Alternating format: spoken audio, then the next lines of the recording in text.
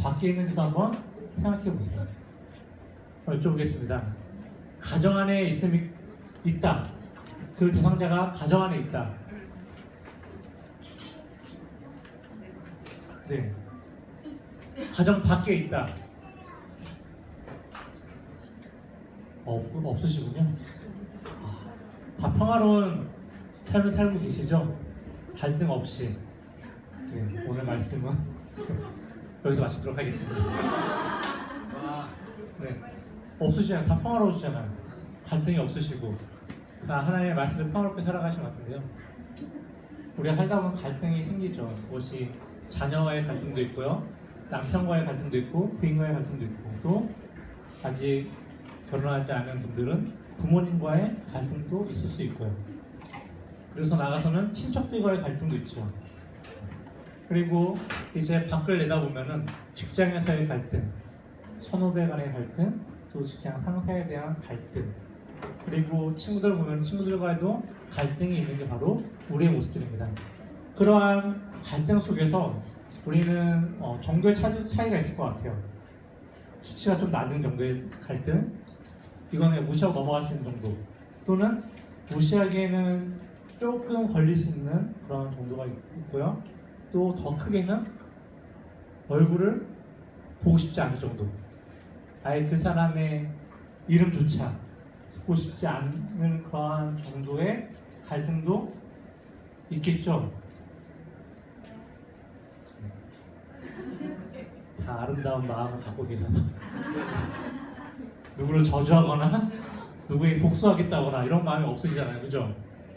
네, 감사합니다. 그냥 흘러가는 대로 하나님께서 해결해 주실 거기 때문에 그 사람 머리 위에 숯불만 함께 쌓아놓자. 네, 이러한 마음을 가지고 살아갔는데요. 네, 그러한 갈등과 그러한 이제 마음을 가지고 우리는 살아갈 때가 있습니다. 뭐 매일 그렇진 않을 거예요. 하지만 어느 순간 그러한 마음이 들어올 때가 있습니다. 제가 요즘 아이를 이제 밖에 나와 있잖아요. 아침부터 저녁까지는 교회 나와 있으니까 아이를 볼 수 있는, 도와줄 수 있는 시간이 없어서 들어가서 아이를 이제 보는 걸 도와줍니다. 그래서 제일 힘든 게 12시 넘어서 잘 때가 제일 힘든 것 같아요. 이 아이가 11시 되면 좀 잠들어요. 손에 안 들었다 잠드는데 내려놓음과 동시에 네, 갑자기 이렇게 움직이면 제가 이제 꽉 잡아줘요. 놀라지 말고 깨지 말라고. 그래서 이러고 있으면 한 10분 정도 그러고 있으면 자고 있어요. 근데 놓는 순간부터요, 그냥 정말 몸을 이리 뒤척 저리 뒤척 하면서 막 온갖 진짜 이렇게 몸 트위스트를 치는데요. 다시 안으면 이제 그게 1시, 2시, 3시가 되더라고요. 내려놓으면 다시 제가 이걸 어떻게 해야 되나. 네, 다음날 새벽 예배 설교인데 방송인데 어떻게 해야 되나. 아내가 이제 그럴 때는 이제 본인이 하겠다고 하지만은 아내도 이미 지친 상태이기 때문에 네, 그러한 속에서요, 어떠한 갈등이 일어나면요, 그냥 모른 척하고 잘까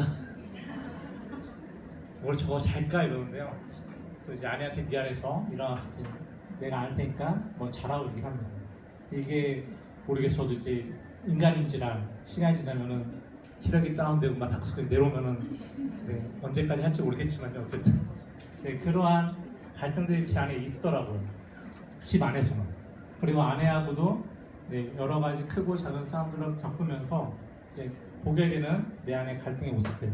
그리고 교회 밖을 나와서, 집 밖을 나와서 교회에서나 만나는 사람들과의 겪게 되는 사소한 갈등까지도 제 안에 있다는 것을 네, 발견하게 됩니다.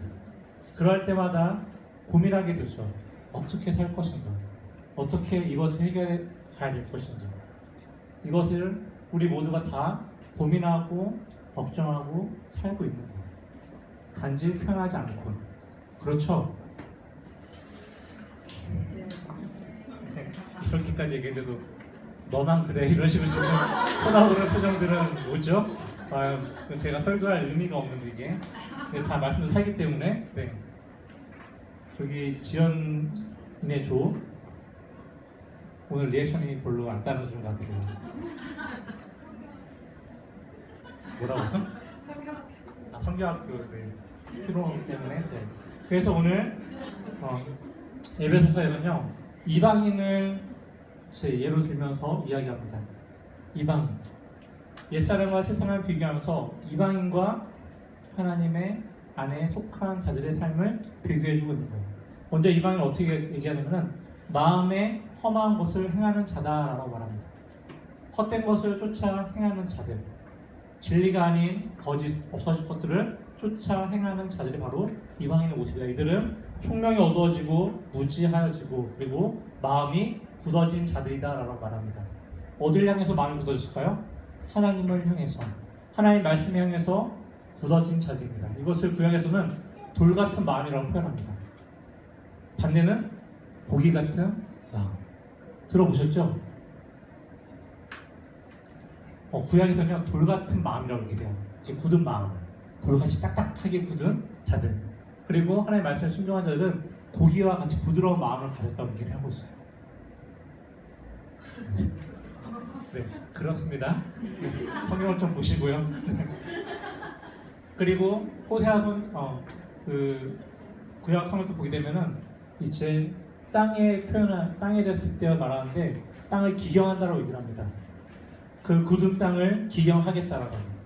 그래서 그 굳은 땅을 다 파헤쳐서 부드럽게 만들겠다는 그런 대조적인 단어들을 사용하는데 오늘 말씀이 바로 그런 겁니다. 이제 마음이 굳어진 자들, 돌같이 굳어져서 하나님 말씀에 대해서 전혀 반응하지 않고 하나님의 그 사랑이 전혀 보이지 않는 자들을 바로 이방인이라고 얘기합니다. 그들은 무지합니다.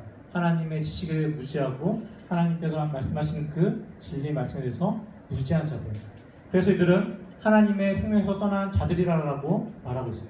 그래서 감각 없는 자가 되어버렸고 자신을 방탕에 방임해버립니다. 그 죄 가운데 자신을 던지는 거예요. 그리고 그 죄를 지어도 무지하기 때문에 그 마음이 돌같이 굳어져 있기 때문에 그게 죄인지 모르는 거예요. 이것이 죽음으로 가는 길인지도 모르고 단지 나의 쾌락과 나의 즐거움에 그 죄를 행하는 것입니다. 그래서 모든 더러운 것을 욕심으로 행한다라고 표현하고 있어요.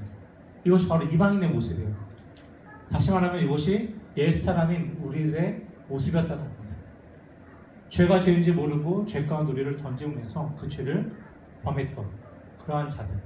하나님께서 말씀하셔도 듣지 않고 반응하지 못하고 계속해서 딱딱하게 굳어버린 그 마음을 가지고 살아가는 그러한 모습을 바로 이방인들이 살아갔고 옛 사람들이 살아갔다는 겁니다. 그러면서 말씀하는 것이 바로 하지만 너희는 이라고 시작합니다. 이방인은 이렇게 하지만 너희는 그렇지 않다라고 얘기하고 있어요. 그래서 그리스도를 아는 그리스도인들이 너희는 하면서 그리스도를 그렇게 배우지 않았다라고 말합니다. 우리가 하나님의 말씀을 들을 때 말로만 들으셨나요? 말로만 들으셨나요? 아니면은 우리 마음의 심령이 움직이고 성령이 확신을 주시고 믿음을 주심으로 움직였나요? 후자죠. 네, 성령님께서 우리와 함께 하신 우리 가운데 그 말씀을 주시고 믿음을 주시고 큰 확신을 주시고 사랑을 주심으로 우리의 마음이 하나님께로 움직인 거예요. 움직이게 하신 거죠. 이해가 되시죠? 네. 이렇게 우리가 말로만 배운 게 아니라 성령님을 통해서 말씀을 통해서 배운 자들입니다. 그래서 얘기하는 것이 바로 진리가 예수 안에 있는 것 같이라고 말합니다. 진리가 예수 안에 있는 것 같이 그 진리가 누구 안에 있다?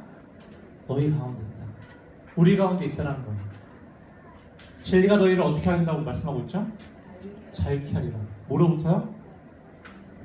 뭐로부터 자유케 할까요? 진리가 너희를 자유케 하리라 라고 얘기하는데 뭐로부터 자유케 할까요? 죄로부터 자유케 합니다. 율법으로부터 자유케 하고요. 죽음으로부터 자유케 합니다. 그 진리가 바로 예수 안에 있고 그 진리가 바로 예수를 믿는 우리에게 있다는 사실입니다. 그리고 이 모든 것들을 예수께 듣고 가르침을 받았다라고 말해주고 있는 거예요. 분명 예수님의 제자를 통해서 들었고 또 믿는 자를 통해서 배웠고 이렇게 배웠지만 결국에는 모든 것들이 다 예수님을 통해서 듣고 배웠다라고 바울은 표현하고 있습니다. 때문에 유혹의 욕심을 따라 썩어져가는 구습을 따르는 옛사람을 이제 벗어버리라라고 말합니다. 이방인의 모습들을 너희 가운데서 이제는 벗어버리라는 것입니다. 많이 들어보셨죠? 옛사람을 버리고 무엇을 입을까요? 새 사람을 입는 거예요. 많이 들어보셨어요. 그런데 아직도 우리는 그 옛사람을 어떻게 하고 있어요? 쥐고 있죠. 옛사람을 가지고 있죠. 네, 남자분들께 여쭤보겠습니다. 집에 가면 누구 옷이 제일 많죠? 누구 옷이 제일 많던가요? 옷장을 딱 열면 누구 옷이 제일 많죠?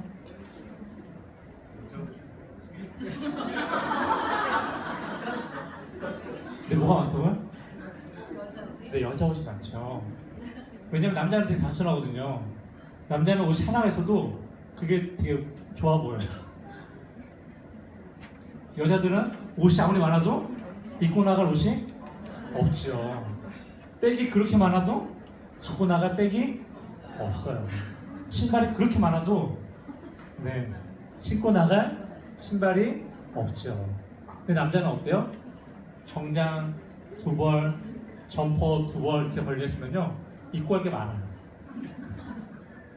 왜냐면은 자기가 좋아하는 걸 사기 때문에 그걸 계속 입기 때문에. 네.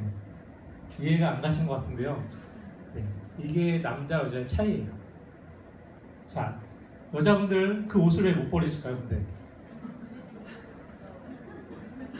왜 못 버리세요? 미련이 나가서 살 빼면은 입을 수 있을 것 같아서. 그래서 제가 강독에 올 때 이제 이사하면서 막 정리하잖아요. 책도 정리하고 옷도 정리하고 하는데 정장을 제가 군대 가기 전부터 입었던 정장을 계속 갖고 있었어요. 그리고 입었어요. 결혼하기 전까지. 그리고 결혼하고 나서 살이 쪄서 못 입고 갖고 있었어요. 근데 그런 미련이 생기는 거예요. 내가 다이어트해서 저거를 입겠다. 이사를 하는데 아내가 제발 좀 버리라고. 정장 사주지 않았냐고. 그래서 그래도 미련이 있는 거예요. 그래서 그 정장을 작년 말에 처분해서 막 1년 더 있다가 1년 됐다고. 왜냐면은 그때까지만도 입는 거예요. 다이어트 해가지고 저걸 꼭 입겠다. 허리가 30에 도저히 안 되겠더라고요. 많은 사람들이 많은 여자분들이 옷을 못 버리는 미련 중에 하나가 언젠가 입을 것 같고 언젠가 필요할 것 같고 그리고 또 아깝기도 하고 그리고 거기에 대한 추억도 있죠. 추억 없으시나요? 네, 추억도 있을 거예요.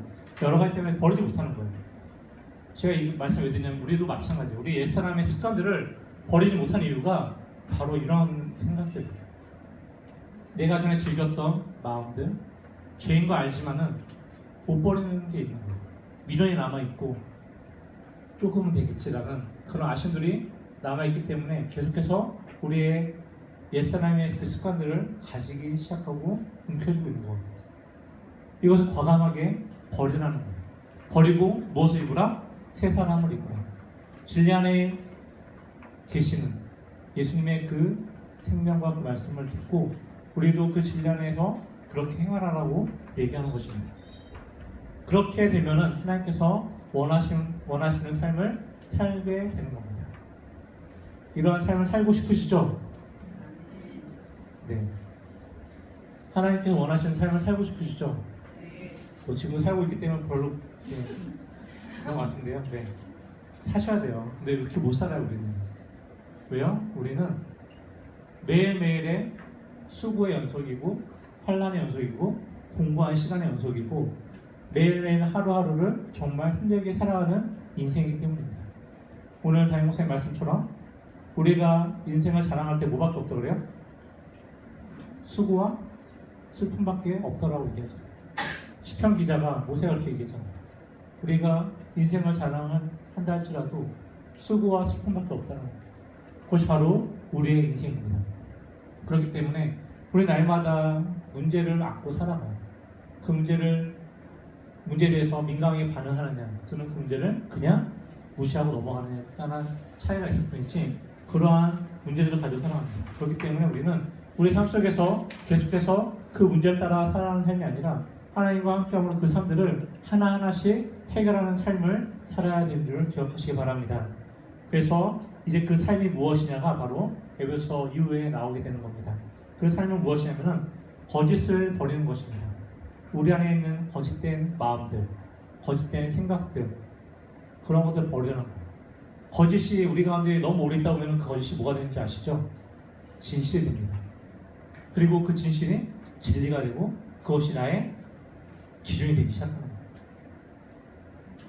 그 거짓을 버리지 못할 때 진리가 바뀌고 기준이 바뀌기 시작합니다.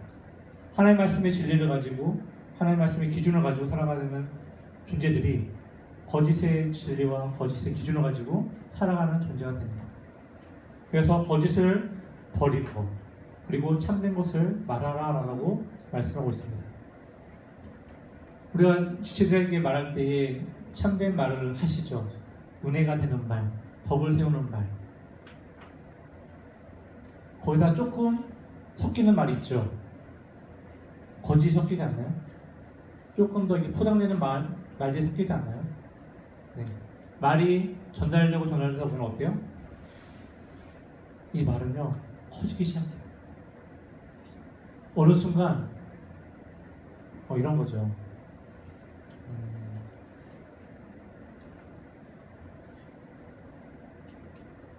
어느 집사님이 아프셔서 병원에 가셨대. 진찰을 받으러 가셨대. 근데 이것이 어떻게 왔는데요? 아프셔서 입원하셨대. 괜찮은데 중환자실에 계시대. 그것도 어떻게 돼요? 나중에는요? 네, 소천하셨대. 이게 우리들의 일상적인 말의 패턴입니다. 전달되면 한 번 거둘 때마다 뭔가 더 포장되기 시작해요. 뭔가 더 부풀어지기 시작해요. 진리는 감춰지고 거짓된 것만 계속해서 불어나는 게 바로 우리의 말의 습관이고, 거짓을 버리지 못하기 때문에 계속해서 그렇게 나가는 것밖에 없거든요. 그것을 하지 말라는 거예요. 거짓을 버리고 참된 말만 해라 라고 말하고 있습니다. 그리고 그렇게 하는 이유는 바로 우리가 서로가 지체이기 때문이다 라고 말합니다.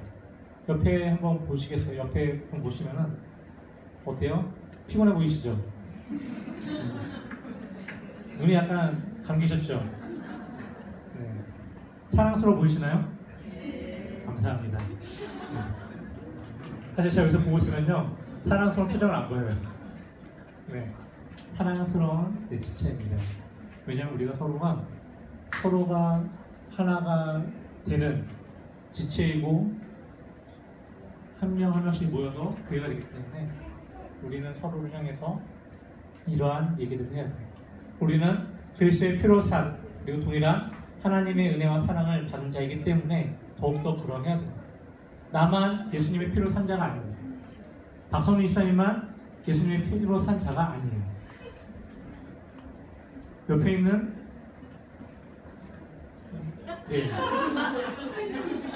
네, 저는 지금 네, 제가 여기 아니요 수경자매를 얘기하려고 했는데 성경자매 얘기하려고 했는데 네, 죄송해요. 네, 제가 몽롱합니다. 네, 성경자매도 예수님의 피로 산 지체거든요. 옆에 있는 자가 다 예수님의 피로 산 지체들이에요. 그렇기 때문에 거짓이 아니라 욕이 아니라 죽이는 말이 아니라 참된 말로 덕을 세우는 말을 해야 되는 거예요. 내가 중요하다는 옆에 있는 지체도 귀한 존재예요. 근데 우리가 이 사실을 망각하고 살할 때가 많아요. 나만 마치 하나님부터 선택받아 구원받은 자처럼. 이러한 생각들이 우리 가운데 있기 시작하면 더 큰 문제를 가져옵니다. 그러니까 이러한 것들을 버리고 서로가 서로를 향해서 예수 그리스도의 피로 산 지체라는 사실을 기억하시려고 살아가시기 바랍니다. 그러면서 분을 내어도 죄를 짓지 말고 해가 지도록 분을 품지 말라라고 말씀하고 있습니다. 우리가 집에서 보수하면 하시죠? 뭐 옛날 했잖아요. 옛날에. 지금 안 하시지만은 과거 하셨죠? 네. 그때 어떻게 반응하세요? 이 분을 어떻게 하나요? 그날 다 푸시나요? 갑방을 쓰시고 어떻게 하세요? 네? 갑방 안 쓰세요? 네. 저는 제가 아내랑 결혼할 때 결혼하기 전부터 했던 얘기가 싸워도 그날 풀자는 거였어요. 싸워도 갑방을 쓰지 말고 싸워도 등을 돌리지 말자는 그러한 얘기를 하고 네, 결혼했어요. 근데 결혼하고 싸우다 보니까 어때요? 내가 왜 그랬을까? 그런데 이제 제가 이제 그렇게 불편한 관계를 오랫동안 못 유지해요. 그래서 먼저 미안해 라고 얘기를 하고 먼저 얘기를 하기 시작합니다. 그러다 보니까 시간이 지나니까 어때요? 그냥 자연스럽게 싸움이 되지 않고 이게 조금 잦아지기 시작하다가 제 아내가 절대로 미안한 얘기를 안 해요. 절대로 본인이 잘못해도 미안한 얘기를 한 번도 하지 않아요. 딱 한 번 했어요. 올해 들어서 싸운 것도 아닌데 제가 너무 힘들어하니까 미안해를 딱 한마디 했어요. 다시는 안 그럴게. 네. 작년까지 제가 계속 미안하다고 했거든요. 이러한 모습들, 우리의 자존심 때문에 하지 못하는 모습들을 이제 하셔야 됩니다. 분을 품어도 그 분을 하루가 넘지 않게 푸셔야 되는 거예요. 그런데 우리는 어때요? 가정끼리는 그렇게 할 수 있어요. 부부끼리는 그렇게 할 수 있는데 이제 타인이 됐다. 이러면 어떨까요? 어떻게 하실 것 같아요? 안 봐요? 근데 다시는 안 봐요, 그 사람. 다행인데 안 보면 괜찮아요. 근데 어때요? 교청이 쌤 어떻게 하시나요? 타인이랑 사이가 안 좋다고 어떻게 하시나요? 화가 나요, 막 브레이크 일어나고 있어요, 막 실행만 안 했지 이미 생각으로 죽였어요.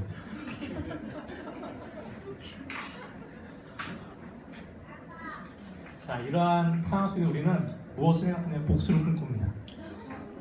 어떻게 하면 더 크게, 지금 그렇다는 게 아니라 예전에 그랬다는 거예요. 네. 일반인들 지금도 그러고 있습니다. 그러한 마음을 품고 살아가요. 그리고 믿는 자들도 그러한 자들이 더러 있습니다. 왜요? 아직도 자신의 옛 사람이 남아있기 때문에, 옛 모습이 남아있기 때문에 그렇게 살아가는 거예요. 이러한 것은 결국에는 마귀에게 틈을 보이는 것입니다. 지난주에도 말씀드렸듯이 반응하지 않으면 마귀는 계속 건들지 않아요.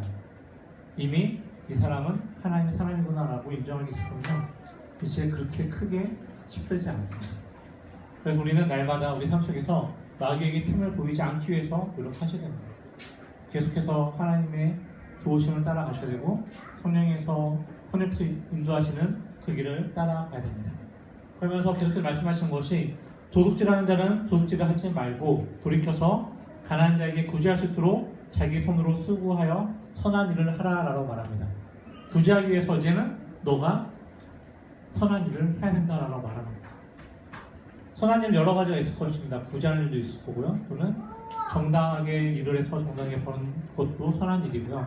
또 우리가 생각하고 있는 착한 일도 해당할 수 있습니다. 이러한 일을 하라고 말하면서도 더러운 말은 입 밖에도 내지 말라고 합니다. 더러운 말은 입 밖에도 내지 말라고 하고 있어요. 안 좋은 말들, 불평과 불만과 욕과 시기와 미움과 다툼과 이러한 교회의 덕을 세우기보다 교회를 해롭게 하는 그런 말들은 입 밖으로도 내지 말라고 말합니다. 아시겠죠? 네. 내시면 안 됩니다. 그러면서 대신에 이제는 우리의 입술을 통해서 듣는 자들에게 은혜를 끼치게 하라고 말합니다. 더러운 말을 입 밖으로 내는 것이 아니라 은혜가 되는 말을 해야 됩니다. 서로가 서로를 격려할 수 있는 말, 위로할 수 있는 말, 힘을 줄 수 있는 말, 또 사랑을 나눌 수 있는 그런 말들은 해야 됩니다. 근데 우리가 교회에서 일을 하다 보면 어때요? 싫은 소리도 하게 되죠.